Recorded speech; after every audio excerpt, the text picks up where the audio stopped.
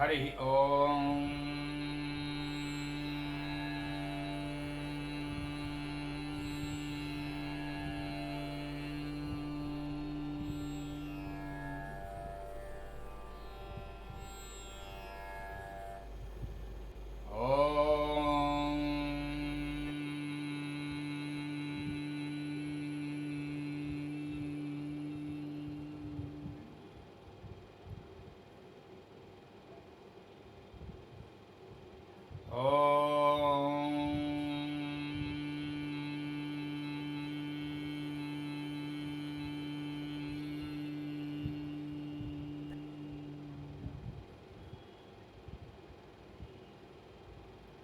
గురుర్బ్రహ్మా గురుర్విష్ణుః గురుర్దేవో మహేశ్వరః గురుః సాక్షాత్ పరం బ్రహ్మ తస్మై శ్రీ గురవే నమః.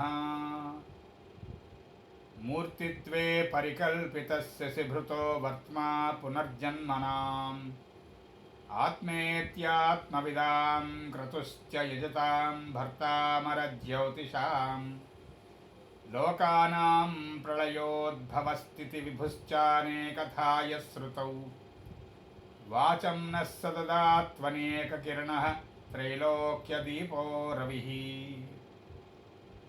యక్కిరాలకులాంబోధివిధుమానందరూపిణం అనంతార్యతనూజాతం కృష్ణం వందే జగద్గురుం. శ్రీకృష్ణమాచార్యమనంతపుత్రం సత్సాధుమిత్రం కరుణార్ద్రనేత్రం గురుం గురూణాం పితరం పితॄణాం అనన్యశేషశరణం ప్రపద్యే అనన్యశేషశరణం ప్రపద్యే అనన్యశేషశరణం ప్రపద్యే. శ్రీకృష్ణార్యశిష్యరాజం జ్యోతిశ్శాస్త్రప్రబోధకం శ్రీపథమార్గమార్తాండం లక్ష్మణార్యమహం భజే. అందరికీ నమస్కారం. ఇవాల్టి మన తరగతిలో ఇంద్రుడు అంటే నెప్ట్యూన్ అనేటువంటి గ్రహము యొక్క భావశీలాధ్యాయంలో భాగంగా 6వ ఇంట్లో ఇంద్రుడు, అక్కడి నుంచి ఇవాల్టి అధ్యయనం ముందుకెళ్తుంది. 5వ ఇంటి ఇంద్రుణ్ణి కిందటి తరగతిలో చూసాం. అంటే సంతానము, క్రియేటివిటీ, ప్రతిభా వ్యుత్పత్తి, విద్య, మంత్రము మొదలైనటువంటి కారకత్వాలు వహించేటువంటి పంచమ స్థానంలో ఆ ఇంద్రుడు అనేటువంటి పాపగ్రహం ఉంటే ఎలా ఉంటుంది అది చూసాం. ఇప్పుడు రుణము, రోగము, శత్రువు, పూర్వకర్మను అనుసరించి ఈ జన్మలో జీవికి ఏర్పాటయ్యేటువంటి వృత్తి, ఇవన్నీ కూడా ప్రధానమైనటువంటి కారకత్వాలుగా మేనమామ, మోసపోయేటువంటి విషయాలు, మోసం చేసేటువంటి విషయాలు, ఇవన్నిటినీ ప్రధానంగా కారకత్వం వహించేటువంటి గృహమే 6వ ఇల్లు. ఆ 6వ ఇంట్లో ఈ నెప్ట్యూన్ ఉంటే ఎలా ఉంటుంది? మనం పాపగ్రహములు, శుభగ్రహములు అనేటువంటి బైఫర్కేషన్లో నెప్ట్యూన్ పాపగ్రహము అని చెప్పుకున్నాం. యురేనస్ పాపగ్రహము, రవి పాపగ్రహము, శని పాపగ్రహము, కుజుడు పాపగ్రహము. ఈ పాపగ్రహాలతో కూడి ఉన్నటువంటి బుధుడు కూడా పాపగ్రహము. కొండొకచో కృష్ణపక్షంలో రాత్రి చంద్రుడు పాపగ్రహము. కృష్ణపక్షంలో రాత్రి జన్మించినటువంటి వారి విషయంలో చంద్రుడు కూడా పాపి అయి వర్తించును. ఇలా పాపగ్రహము, శుభగ్రహము అనేటువంటి బైఫర్కేషన్ చాలా లోతైన విషయం. గ్రహాలకి పాపత్వము లేదు, శుభత్వము లేదు. గ్రహములన్నీ కూడా భగవంతుని యొక్క కింకరులు అని చెప్పారు ఈకే గారు. అంటే మన పూర్వ దుష్కర్మ, మన పూర్వ సత్కర్మ, ఈ కర్మ విభాగాన్ని బట్టి ప్రస్తుత జన్మలో మన యొక్క జీవిత ప్రయాణాన్ని సూచిస్తున్నటువంటి పెద్ద ముళ్ళు, చిన్న ముళ్ళు, సెకండ్ ముళ్ళుగా ఉన్నటువంటివే గ్రహాలు. ఆ గడియారం, రౌండ్గా ఉన్నటువంటి గడియారం మనకి సూర్యుడు అని మనకి జ్యోతిష్ చక్రాన్ని చాలా సులభంగా సింబలైజ్ చేసి చెప్పారు ఈకే గారు. అంచేత గ్రహాలు ఏవి కూడా శుభగ్రహాలు కాదు, పాపగ్రహాలు కాదు. గ్రహాలన్నీ కూడా భగవంతుడి యొక్క చీఫ్ ఆఫీసర్స్. పూర్వకర్మ ఎలా ఉంటే అలాగ జీవి యొక్క కర్మ అది, దాన్ని బట్టి భగవత్ నిర్ణయం.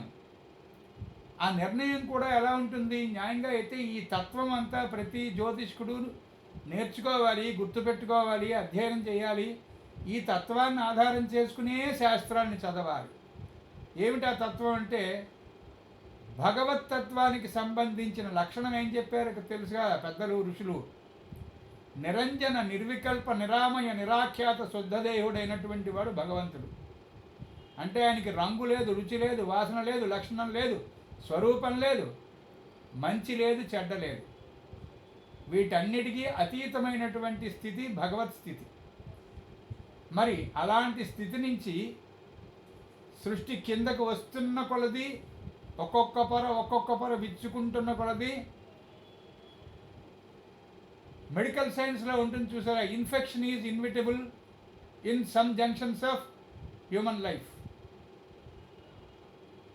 ఇది ఇన్ఫెక్షన్ మంచిది కాదు కదా, బ్యాక్టీరియా మంచిది కాదు కదా అని అనుకుంటే ప్రోబయాటిక్స్ లేనే లేవు. పెరుగు తోడుకోవడం అనేటువంటిదే లేదు ప్రకృతిలో. అంచేత రాక్షసుడు అనేటువంటి వాడిని రక్షసుడు అని కూడా చెప్పేవి మనకి తత్వగ్రంథాలు. కొంచెం కన్ఫ్యూజ్డ్గా ఉంటుంది, అయినా కూడా మనం ఆ ప్రధానమైన సిద్ధాంతం గుర్తుపెట్టుకొని జ్యోతిష్ శాస్త్రం కనుక చదువుకోవడం మొదలు పెడితే అప్పుడు వేదానికి కన్ను అవుతుంది ఇది. అప్పుడు వేదార్థము అనేటువంటిది వేదార్థ ప్రతిపాదకం అన్నారు ఈకే గారిని.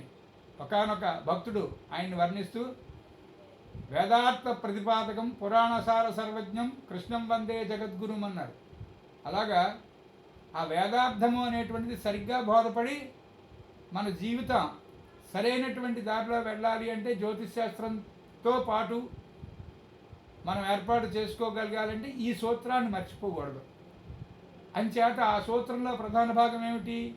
ప్రత్యేకంగా గ్రహానికి వ్యక్తిగతంగా పాపత్వం లేదు, శుభత్వం లేదు. అయితే మరి పాపగ్రహం శుభగ్రహం బైఫ్రికేషన్ ఏమిటి? జీవి చేసుకున్నటువంటి పూర్వ సత్కర్మ, పూర్వ దుష్కర్మ వాటిని సూచిస్తున్నప్పుడు అవి పాపగ్రహాలుగాను, శుభ సత్కర్మను సూచిస్తున్నప్పుడు శుభగ్రహాలుగాను వర్తించును. అంటే మనకి సోకాల్డ్ పాపగ్రహం అని చెప్పుకున్న నెప్ట్యూను సరైనటువంటి కండిషన్స్లో కనుకుంటే, ఇప్పుడు నెక్స్ట్ ఈ భావశీలాధ్యాయంలో ఇంకో 2 అడుగులు ముందుకెళ్తే నవమంలో నెప్ట్యూన్ అనేటువంటిది చెప్పుకుంటాం. చాలా బాగుంటుంది నవమంలో నెప్ట్యూన్ ఉంటే. 9వ ఇంట్లో నెప్ట్యూన్ ఉన్న వాళ్ళకి చాలా బాగుంటుంది. అలా ఉన్నటువంటి స్థితి ఆ గ్రహము ఇంకొక గ్రహంతో పొందినటువంటి యుతి దాని లక్షణము. అంటే కంజంక్షన్ ఆర్ అన్ ఆస్పెక్ట్, దానివల్ల స్థితి, యుతి, వీక్షణము, యాస్పెక్ట్. అంచేత వీటి వల్ల శుభత్వము పాపత్వము అనేటువంటిది నిర్ణయించబడతాయి. ఇది గుర్తుపెట్టుకొని ఈ ప్రధాన సూత్రం మీద ఆధారపడి మనం ముందుకు వెళ్ళినట్లయితే అసలే రుణము, రోగము, మోసము మొదలైనటువంటి విభాగాన్ని చెప్పేటువంటి 6వ ఇంటికి ఆ ఇల్లే అనిష్టము. 6, 8, 12 ఆ 3 ఇళ్ళలు 3 భావాలు కూడా అనిష్ట స్థానములు అని మనకి ప్రాథమిక సూత్రం జ్యోతిష్ శాస్త్రంలో. కానీ ఇక్కడ కూడా ఒక వైచిత్ర్యం ఉన్నది. ఏమి?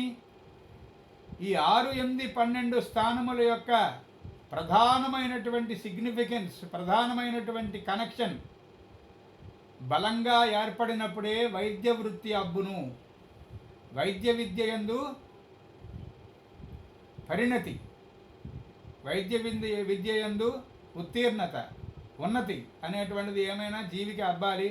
డాక్టర్ అయ్యాట, ఆ అమ్మాయి మంచి డాక్టర్ట అనిపించుకునేటప్పుడు వాళ్ళ జాతకంలో కొట్టొచ్చినట్టు కనిపించేటువంటి విషయం ఏమిట్రా అంటే 6, 8, 12 ఈ స్థానాల యొక్క అధిపతులు, లేక 6, 8, 12 స్థానాలలో ఉన్నటువంటి గ్రహములు. ఇంకా ప్రధానంగా రవి, బుధుడు, రాహువు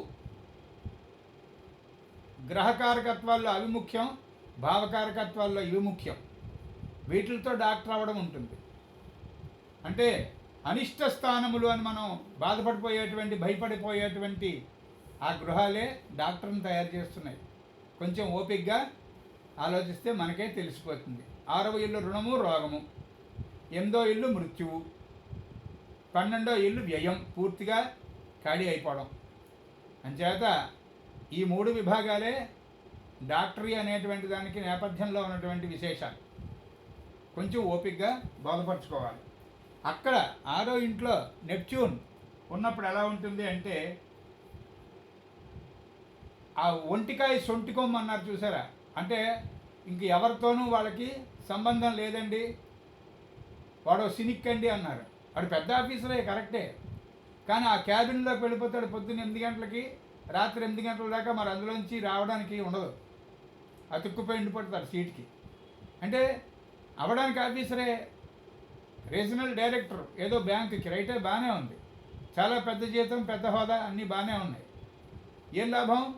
ఉదయం 8 గంటలకు ఆ సీట్లో కూర్చుంటే పాపం మధ్యాహ్నం 1 గంటకి అన్నం తింటాడో, క్యారేజ్ విప్పుకోవడానికి టైం ఉందో లేదో తెలియదు. అంటే అస్వతంత్రమైనటువంటి వృత్తి. అలాంటి పరిస్థితుల్లో ఇరుక్కుపోయినటువంటి స్థితి ఉంటుంది. ఒక్కళ్ళు జీవించేటువంటి అవసరం ఉంటుంది. కొంతమంది జీవితం 6వ ఇంట్లో నెప్ట్యూన్ ఉన్నటువంటి వాళ్ళు పూర్తిగా డిగ్రీ మీదే ఉన్నారు అనుకోండి.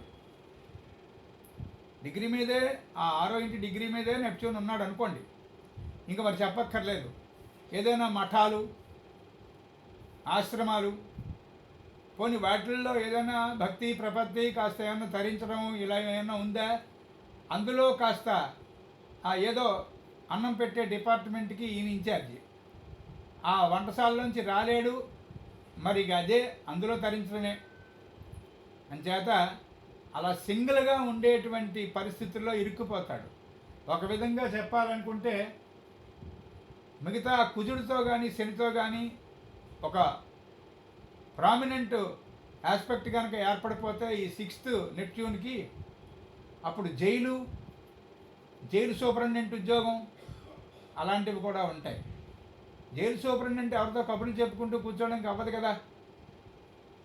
అంటే ఉద్యోగం ధర్మం ప్రకారం, మిగతా వాళ్ళు ఎలా ఉద్యోగాలు చేస్తున్నారు మనకు అనవసరం, కానీ ఆ ఉద్యోగ ధర్మం ప్రకారం అవకాశం అయితే ఉండదు. ఆ ఖైదీల మధ్యలోనే ఉండాలి. అదే మరి ప్రపంచం. అలా ఇరుక్కుపోతారు. ఇంకా కొంతమంది వేరే వేరే కారణాల వలన గుహల్లో జీవిస్తారు. 6th నెప్ట్యూన్ ఉంటే గుహలో ఉండిపోయిన వాళ్ళు ఉన్నారు. ఇలా కదలడానికి అవకాశం లేనటువంటి స్థితిలో ఉంటాడు జీవి. ఇంకా మరీ దురదృష్టకరమైనటువంటి జాతకం అయ్యి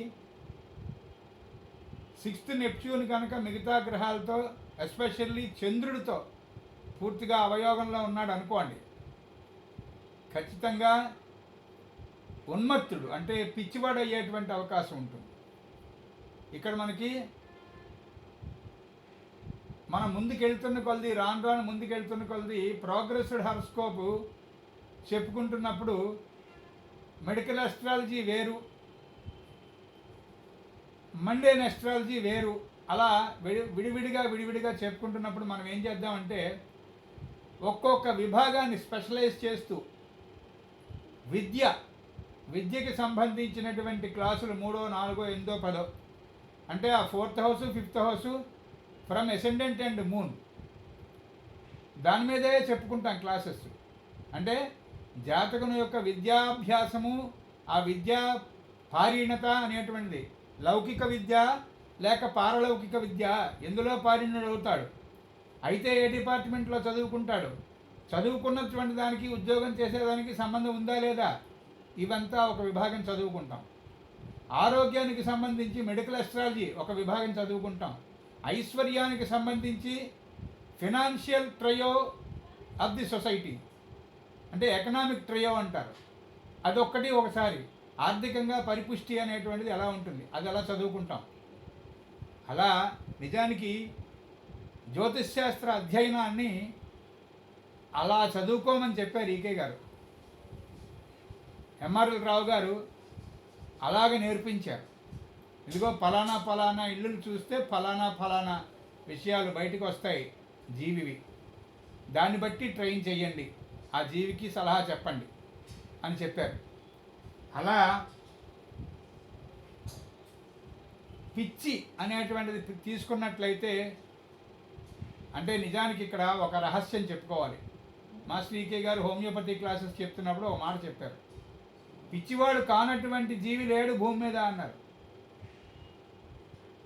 చాలామంది పెద్దలు తత్వవేత్తలు అదే మాట చెప్పారనుకోండి, కానీ చాలామంది పట్టించుకోరు ఆ మాటని. అంటే ఒకడు తక్కువ పిచ్చివాడు, ఒకడు పెద్ద పిచ్చివాడు, అంతకన్నా తేడా ఏం లేదు. అంటే నేను పిచ్చివాడిని కాదు, వాడే పిచ్చివాడు అని అనిపించడమే పెద్ద పిచ్చి అన్నారు.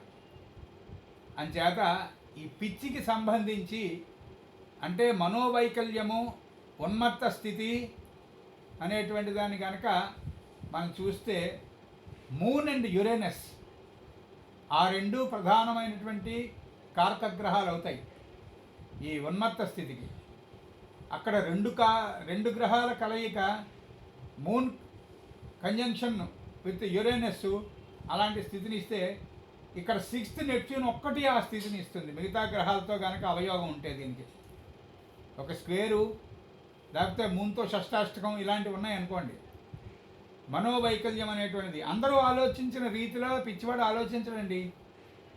పిచ్చివాడికిట మాస్టర్ గారు చెప్పారు, చాలా చాలా విపరీతమైనటువంటి స్పీడ్ కలిగినటువంటి జంక్షన్స్ ఏవైతే ఉన్నాయో బ్రెయిన్లో అవన్నీ కూడా ఓపెన్ అయిపోతాయిట. పిచ్చివాడికి విపరీతంగా ఓపెన్ అయిపోతాయిట. వాటి కంట్రోల్ లేకపోవడం వల్ల మిగతా జీవికి వాడికి డిఫరెన్స్ కనిపిస్తుంది అన్నారు. మరి ఆ లెక్కను చూస్తే మనకి దత్తాత్రేయ అవతారం గురించి భాగవతం ఏం చెప్తుంది, బాలోన్మత్త పిశాచవత్ అని చెప్తుంది. అంటే దత్తాత్రేయుడు బాలుల్లా కానీ ఉన్మత్తుల్లా కానీ పిచ్చివాడిలా కానీ కనిపిస్తాడు. అదే ఉన్మత్తుడు అంటే పిచ్చివాడు, పిశాచంలా కానీ పిచ్చివాడిలా కానీ బాలుల్లా కానీ దత్తాత్రేయులు వారు దర్శనమిస్తారు అని మనకి భాగవతం. ఇదేమిటి అస్ట్రాలజికల్ క్లాసులో భాగవతం ఎందుకు అనిపించవచ్చు. భాగవతము, భారతము, రామాయణము ప్రధానంగా తీసుకుని వేదము అనేటువంటి మూలాన్ని వీటితో పాటు సమన్వయం చేసుకుంటేనే యాస్ట్రలాజికల్ డైమెన్షన్ అనేటువంటిది సరిగ్గా వెళ్తుంది. గుర్తుపెట్టుకోండి,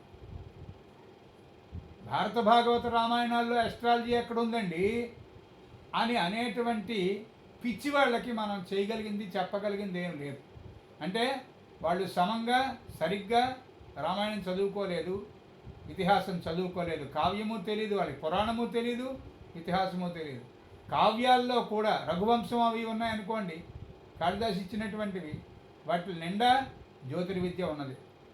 అందుకే మనకి మా శ్రీకే గారు నవాణి అనేటువంటి పత్రికలో కనీసం 1971, 72, 73 ఆ సంవత్సరాల్లో ఉన్నటువంటి నావాణిని సంపాదించి చదువుకోండి. అందులో వ్యాసుని జ్యోతిర్వినోదము, కాళిదాసుని జ్యోతిర్విద్య అనేటువంటి ఆ శీర్షికల్లో ఆయన చాలా అత్యద్భుతమైనటువంటి విషయాలు. దిలీప మహారాజు రథాన్ని వర్ణిస్తూ యాస్ట్రలాజికల్ డైమెన్షను, అక్కడ ఆ పద్యంలో చెప్పబడినటువంటి ఋతువు, దాని యొక్క లక్షణాలు, అలా ఎన్నో చెప్పారు ఈకే గారు మనకి. వేదంలో కూడా అందరూ పురుషోక్తం చదువుతూనే ఉంటారు. ఆ పురుషోక్తంలో అద్భుతమైనటువంటి యాస్ట్రలాజికల్ డైమెన్షన్ ఉందిరా, దాని గురించి పట్టించుకోండి, ఆలోచించుకోండి అంటే ఎవ్వరూ ఆలోచించరు. వసంతో అస్యాసీదాజ్యం గ్రీష్మయుగ్నః శరద్ధవిః. గ్రీష్మము, శరత్తు, వసంతము అనేటువంటి ఋతువుల ద్వారా ఏది ఆజ్యము, ఏది హవిస్సు, సృష్టి యజ్ఞం అనేటువంటిది ఎలా జరుగుతోంది అనేటువంటిది ఆ బ్రాహ్మణంలో మనకి పురుష సూక్తంలో చాలా క్లియర్గా చెప్పబడింది. ఇష్టం మనిషాణ, అముం మనిషాణ, సర్వం మనిషాణ. ఆ వాక్యాల్లో ఉన్నదంతా జ్యోతిశాస్త్రమే. చంద్రమా మనసో జాతః చక్షో సూర్యో అజాయత. దాని నిండా జ్యోతిశాస్త్రమే. పురుష సూక్తం కదండి, ఇందులో ఏముంటుంది అస్ట్రాలజీ అనిపిస్తుంది. ఆరణ్యకాలు, ఉపనిషత్తులు కాకుండా ఉన్నటువంటి బ్రాహ్మణములు అనేటువంటి భాగం ఏదైతే ఉందో వేదంలో, ఆ బ్రాహ్మణములలో జ్యోతిశాస్త్ర తాలూకా పోకడలు అరుణం తీసుకున్నట్టయితే దాని నిండా జ్యోతిశాస్త్రమే. పృశ్నికులు అనేటువంటి కొంతమంది ఋషులు, వాళ్ళని పృశ్నికులు అంటారు. పృశ్నిరక్రమే దశనన్మాతరం పునః పితరంచ ప్రియం శుభః. అలా ఆ పృశ్నికులు అనేటువంటి వాళ్ళు ఒకరితో ఒకరు మాట్లాడుకున్నటువంటి ఆ కాన్వర్సేషన్ మనకి అరుణ ప్రశ్నలో వెళుతూ ఉంటుంది. అరుణ ప్రశ్నలో 2 భాగాలు, ఒకటి అమ్మవారి గురించినటువంటి శాక్తేయ రహస్యములన్నీ ఉంటాయి, రెండోదంతా జ్యోతిష్శాస్త్రం. అంచేత ఈ ప్రకారం వేదం అర్థం అవ్వాలి అంటే ఇందాక మనం చెప్పుకున్నటువంటి ప్రధాన తత్వంతో జ్యోతిష్శాస్త్రాన్ని చదువుకోవాలి. ఆ ప్రధాన తత్వంలో గ్రహమునకు ప్రత్యేకంగా వ్యక్తిగతంగా పాపత్వం లేదు, శుభత్వం లేదని గుర్తుండాలి. మరి గ్రహస్వరూపం సరిగ్గా అర్థం అవ్వాలి అంటే మంచి మార్గం మనకి బృహత్ పరాశర హోరలో ఉంది. చాలా సుఖమైనటువంటి మార్గం గ్రహస్వరూపం మనకి బాగా ఆకలింపుకు రావడానికి. మనకి దశావతారాలను ఉన్నాయి కదూ, రామావతారం, కృష్ణావతారం, నృసింహావతారం ఇలా ఉన్నాయి కదూ. ఆ 10 అవతారాలు కూడా మత్స్య కూర్మ వరాహో నృసింహస్య వామనః రామో రామస్య బుద్ధః కల్కిరేవచ. ఈ 10 అవతారాలని తీసుకొచ్చి నవగ్రహాలు చూపించారు. అందులో బృహత్పరాశర హోరలో ఏ అవతార లక్షణము, ఏ అవతారమునకు సంబంధించినటువంటి గుణము, స్వరూపము ఏ గ్రహ తత్వంలోంచి వచ్చాయి, ఏ గ్రహతత్వాన్ని ఏ అవతార రూపంలోంచి మనం పూర్తిగా అబ్జర్వ్ చేసి నేర్చుకోవచ్చు, తెలుసుకోవచ్చు అనేటువంటిది పరాశరుల వారు, మైత్రేయుల వారికి ఉపదేశించినటువంటి బృహత్ పరాశర హోర ప్రారంభంలోనే ఉంటుంది అవతార లక్షణము అని. ఆ ఘట్టం చదువుకోవాలి. అలా చాలా అంటే ప్రాపర్గా రిలేట్ అయినటువంటి విషయాలన్నీ చెప్పుకుంటేనే అది తరగతి అవుతుంది. అలా అధ్యయనం చేస్తేనే మాస్టర్ గారు కోరుకున్నటువంటి మార్గంలో అధ్యయనం చేసిన వాళ్ళం అవుతాం. అందుకని చెప్పడం ఇవన్నీ. ఈ 6th ఉన్నటువంటి నెప్ట్యూన్కి గనక మిగతా గ్రహాలతో బాగా గట్టి అవయోగం ఉన్నట్టయితే మానసిక వైకల్యం బాగా పీక్ స్టేజ్కి వెళ్ళిపోతుంది, ఉన్మత్తుడైపోతాడు. అలాంటి అవకాశం ఉంటుంది. చెప్పుకున్నాం మనం, యురేనస్ చెప్పుకున్నప్పుడు 6th యురేనస్ ఉంటే క్యాన్సర్ వ్యాధికి ప్రోన్ అని చెప్పుకున్నాం. అంటే యురేనస్ అనేటువంటిది ఆ రేడియేషన్కి సంబంధించినటువంటి ప్లానెట్. అందుకే దాని నుంచి రేడియం అనేటువంటి ధాతువు కూడా మనం, లోహం కూడా దానికి సంబంధించినటువంటి ఆ గ్రహపు ప్రభావం వల్ల ఈ రేడియం అనేటువంటిది ఉత్పత్తి చెందింది, ప్రకృతిలోకి మన దాకా వచ్చింది అని చెప్పుకున్నాం గతంలో. అలా నెప్ట్యూన్కి సంబంధించినటువంటి గ్రహస్వరూపంలో పాజిటివ్ సైడ్ అయితే భక్తి పారవస్యము అనేటువంటిది, పరవశత్వం. అక్కడ ఏదో భజన జరుగుతోంది, ఇష్టమైన భజన, చాలా శ్రావ్యంగా వెళుతోంది ఆ భజన. ఎంతటి మూర్ఖుడైనటువంటి జీవి కూడా ఆ భజన చెవుల్లో పడి వింటూ ఉంటే అనుకోకుండా కాళ్ళు చేతులు కదులుతున్నాయి ఆ భజనకు అనుగుణంగా. అది భజన అంటే. అలాంటి దగ్గర నాకు చాలా సమయం తెలియలేదండి, ట్రైన్ తప్పడిపోయానండి అన్నట్ట. అక్కడెక్కడో సంగీతం ప్రోగ్రాంలో కూర్చున్నాడు, ట్రైన్ వెళ్ళిపోయింది. మనకి పతంజలి యోగ సూత్రాలు చెప్తూ ఈకే గారు ఇదే ఉదాహరణ చెప్పారు. అక్కడ జరిగింది ఏమిట్రా అంటే సమాధి స్థితి అన్నారు ఆయన. ఆ సమాధి స్థితి మన ప్రయత్నం మీద వచ్చింది కాదు, దానంతటది వచ్చింది. మళ్ళీ ఏదో ప్రోగ్రాం అయిపోతే మళ్ళీ ఆ సమాధి స్థితిలోంచి మామూలు స్థితిలోకి వచ్చేసాం. కాసేపు మంచి కాసేపు చెడ్డ అనేటువంటి స్థితిలో ఇప్పుడు మనం ఉన్న స్థితిలోనే. అంచేత అలాంటి స్థితిలో ఉన్నటువంటి దాన్నే పరవశత్వము పారవస్యము అన్నారు చూసారా, భక్తి వల్ల కలుగుతోంది.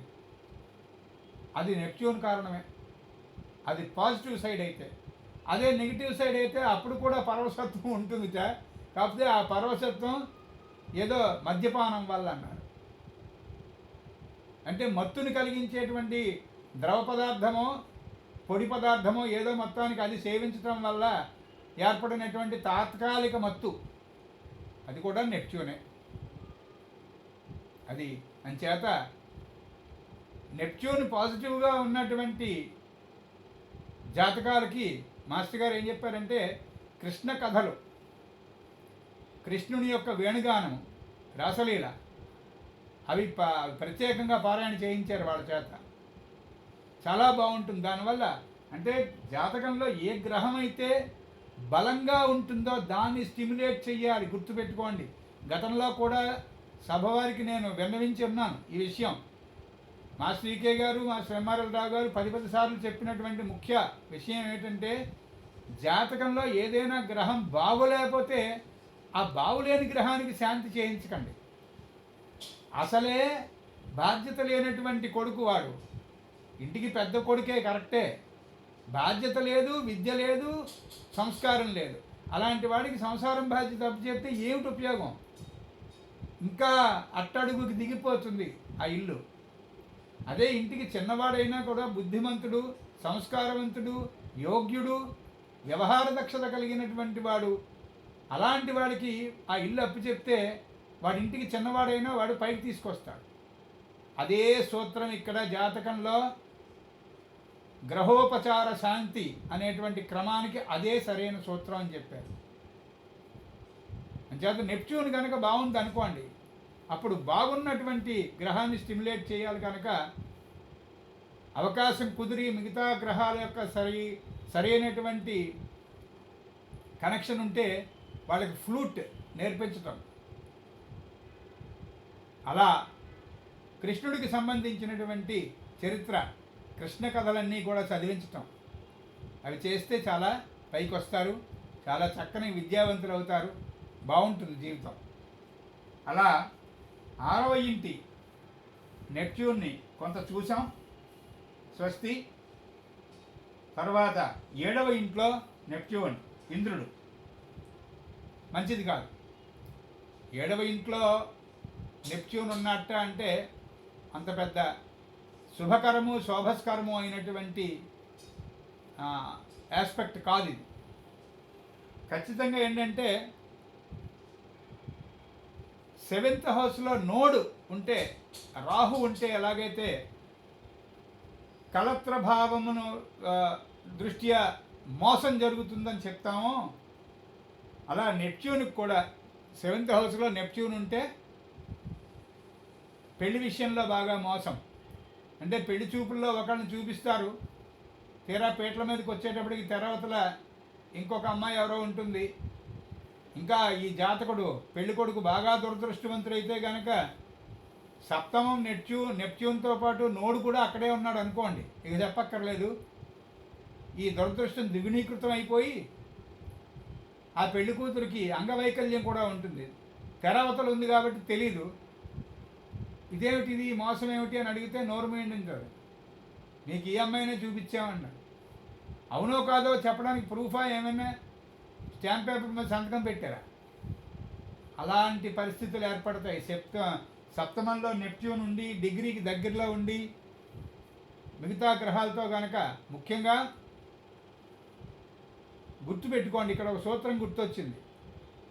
ఏ భావంలోనైనా సరే, ఏ గ్రహమున్నా సరే, అది ఎంత ఉచ్చస్థితి అయినా, ఎంత మిత్రక్షేత్రమైనా, ఏమైనా కూడా ఆ గ్రహము ఆ భావానికి సహాయం అనర్చునా లేదా అనేటువంటిది చూడాలంటే మొట్టమొదటి సూత్రం ఏంటి తెలుసా? అందరికీ తెలిసే ఉంటుంది, మీకు తెలియదని కాదు నేను చెప్పడం, నాకు గుర్తుగా ఉంటుంది, మీకు మంచిదని గుర్తు చేస్తా. ఆ భావాధిపతి ఏ గ్రహం అయితే అవునో ఆ భావాధిపతితో ఈ సోకాల్డ్ ఆ భావంలో స్థితి చెంది ఉన్నటువంటి గ్రహము ఏ ఆస్పెక్ట్లో ఉంది అది ఎప్పుడూ చెక్ చేయండి. సప్తమంలో నెప్ట్యూన్ ఉంటే మంచిది కాదు, రైట్, ఒప్పుకున్నాం. మోసానికి ఎక్కువ అవకాశం ఉంది, రైట్, ఒప్పుకున్నాం. ఇవన్నీ బాగానే ఉన్నాయి. సప్తమాధిపతితో సెక్స్టైల్లో ఉందనుకోండి, సప్తమాధిపతితో మంచి కోణదృష్టి ట్రైన్ ఆస్పెక్ట్లో ఉందనుకోండి, ఈ అవయోగం సగం తగ్గిపోతుంది. అలాగే ఏ భావమైనా కూడా బలపడము అనేటువంటిది, అంటే గట్టిపడడం, ఈ భావం తాలూకా అధిపతి ఈ భావానికి సంబంధించిన కారకత్వము ఈ జీవికి ఈ జన్మలో బలాన్ని ఇస్తోంది, ఈ విషయంలో ఇతర అదృష్టవంతులు ఈయన అదృష్టవంతురాలు అని చెప్పడానికి ప్రధానమైన సూత్రం ఒకటి ఉంది. ఏ భావాధిపతి అయితే ఆ భావాన్ని చూస్తూ ఉంటాడో ఆ భావం సగం బలపడినట్టే, సగం కన్నా ఎక్కువే బలపడినట్టు. ఇలాంటి సూత్రాలన్నీ కూడా ఈ మన అధ్యయనంలో నాకు ఎప్పుడు గుర్తొస్తే అప్పుడు మీ ముందు ఉంచుతాను. మీకు కూడా తెలిసినవి ఇవి, మీరు నాతో పాటు చదువుకుంటున్న వాళ్ళే కనుక, కాకపోతే కలిసి చదువుకుంటున్నాం కనుక గుర్తుగా ఉంటాయి, ఓ దగ్గర నోట్ చేసి ఉంచుకున్నట్లయితే. ఇవి చాలా ఉపయోగం ఈ సూత్రాలు. మన విషయానికి వద్దాం. సప్తమంలో ఉన్నటువంటి ఈ ఇంద్రుడు చేసేటువంటి మోసం ఇంత అంతా కాదు. వధువు మారిపోవచ్చు. అలాగే అమ్మాయికి సప్తమంలో నెప్ట్యూన్ ఉంటేనో వరుడు ముందుగా చెప్పిన వివరాలు వేరు, వరుని యొక్క గుణగణాలు వేరు. ఇక్కడ వరుడు మారిపోతాడని అనలేం, కానీ ఆ వరుని యొక్క లక్షణాల సముదాయం ఉంది కదూ. ముందేం చెప్పారు? ఈయన చద్దనం తిని ఆఫీస్కి వెళ్తాడండి, ఈయన కాఫీ టీలు కూడా అలవాట్లేదండి, ఒక్కపడి పేరెత్తితే వాంతి వస్తుందండి ఈయనకి, ఇలా చెప్పారు వాళ్ళెవరో. ఆ పెళ్లి చూపులు అయిపోయినాయి, అక్కడ అలాగే కనిపించాడు తెల్లబట్టలు వేసుకుని, బాగుంది. తీరా పెళ్లి దగ్గర నుంచి ప్రారంభం, తెరకవతల నుంచి దుర్వాసన వచ్చుచుండెను. పాపం మిగతా కంపాటబిలిటీ సమంగా చూడలేదు సిద్ధాంతుల వారు. అలాంటి దురదృష్టం ఈ సప్తమంలో ఉన్నటువంటి నెప్ట్యూన్ వల్ల ఏర్పడుతుంది. గుర్తుపెట్టుకొని చాలా జాగ్రత్తగా చెక్ చేస్తూ ఉండాలి మనం. లేదా వివాహం అయిపోయిన తర్వాత కలహాలు, ముఖ్యంగా ధనానికి సంబంధించినటువంటి విపరీతమైనటువంటి కలహాలు, అవి ఎక్కడి వరకు వెళ్తాయంటే విడాకుల వరకు వెళ్ళిపోతాయి. విడాకులు అనేటువంటిది మనం ఇప్పుడు అనుకున్నాం కనుక దానికి సంబంధించి ఒకటి రెండు సూత్రాలు. సప్తమంలో రవి ఉంటే విడాకులు అయ్యే అవకాశం ఉంటుంది. సప్తమంలో రాహు ఉంటే విడాకులకు అవకాశం ఉంది. సప్తమాధిపతి యురేనస్తో కానీ రవితో కానీ కంజంక్ట్ అయిపోతే విడాకులకు అవకాశం ఉంది. ఏదైనా భావంలో ఏ గ్రహం ఉందో చూస్తూ ఆ భావాధిపతి కూడా ఏ పరిస్థితుల్లో ఉన్నాడో చెక్ చెయ్యండి. అప్పుడే ఆ భావానికి సంబంధించిన విషయాలు బయటపడతాయి. కిందటి తరగతిలోనే కాబోలు మనం ఒకసారి అనుకున్నాం, మళ్ళీ ఓసారి గుర్తు చేసుకుందాం. ఏ భావాధిపతి అయినా ద్విస్వభావంలో పడితే, ద్విస్వభావ రాసుల్లో స్థితి చెంది ఉంటే కాస్త ఇబ్బందే. ఆ భావానికి సంబంధించిన కారకత్వాలన్నీ డ్యూయల్నెస్తో ఉంటాయి. అది కొంచెం ఓపికగా గుర్తుపెట్టుకోండి. ఇక ముందుకు వెళ్తాం.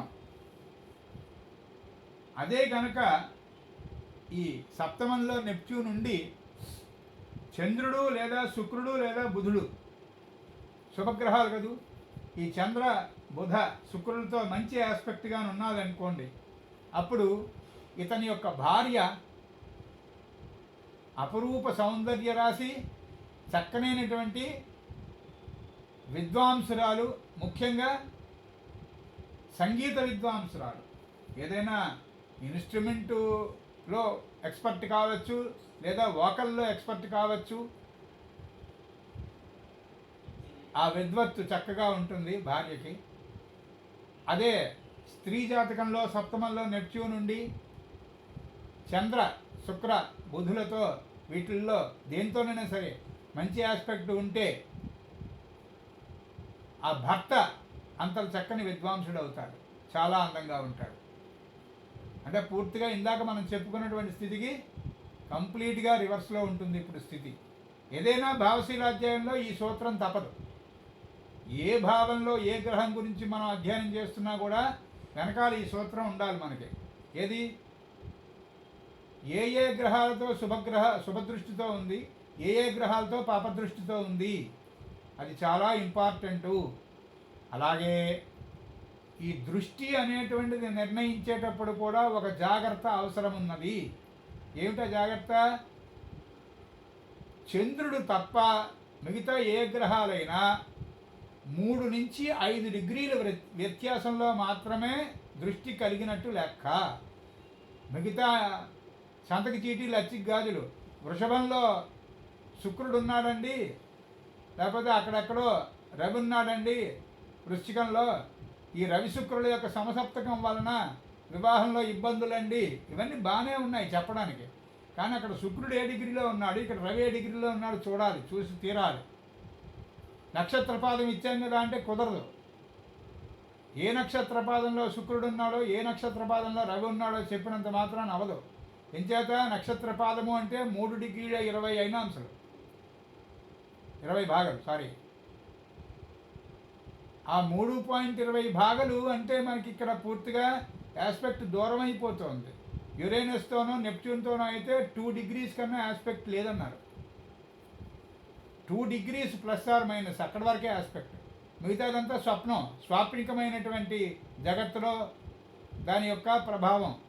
అంటే నిద్రలో పెళ్ళి అయిపోతుంది, కల్లోనే ఉద్యోగం వచ్చేస్తుంది, కల్లోనే లాటరీ ₹1,00,00,000. నిద్ర లేచేటప్పటికి మళ్ళీ మామూలే పాపం, యథాస్థితి, ఏమీ లేని స్థితి అలా ఉంటుంది. అంచేత ఈ ఆస్పెక్ట్ అనేటువంటిది చూసేటప్పుడు ఎట్టి పరిస్థితుల్లో డిగ్రీలు ఉండవలసిందే. అన్ని గ్రహాలు డిగ్రీల్లో వేసుకోవలసిందే. అక్కర్లేదండి అని ఎవరైనా చెప్తే వాళ్ళని పట్టించుకోకండి, నవ్వేసి వదిలేసేయండి. తీస్తే అన్ని భావాలు కూడా భావమధ్యమాలు డిగ్రీల్లో ఖచ్చితంగా మనం నోట్ చేసుకుని ఉండాలి. అప్పుడే జాతకం కరెక్ట్గా ఉన్నట్టు లెక్క. అలా వేసుకోవాలి.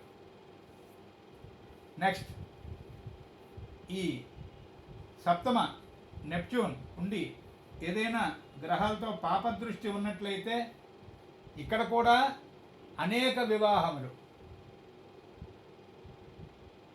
అది సూచించబడుతుంది. చెప్పలేం ఎన్ని వివాహాలు అవుతాయి కూడా చెప్పలేం.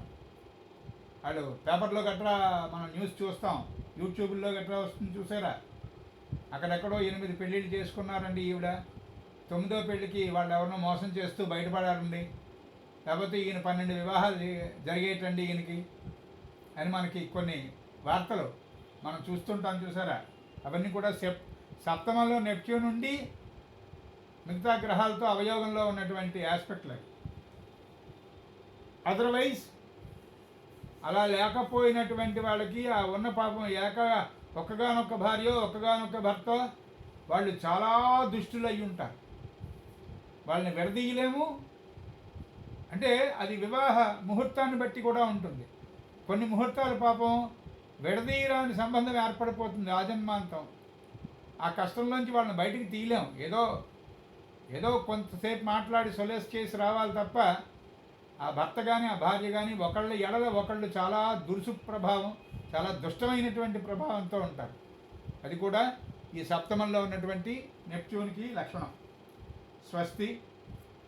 ఇక కొంచెం ముందుకు వెళితే అష్టమ ఇంద్రుడు, అష్టమంలో ఉన్నటువంటి నెప్ట్యూన్ని చూద్దాం. ఇది కొంత బాగుందండి.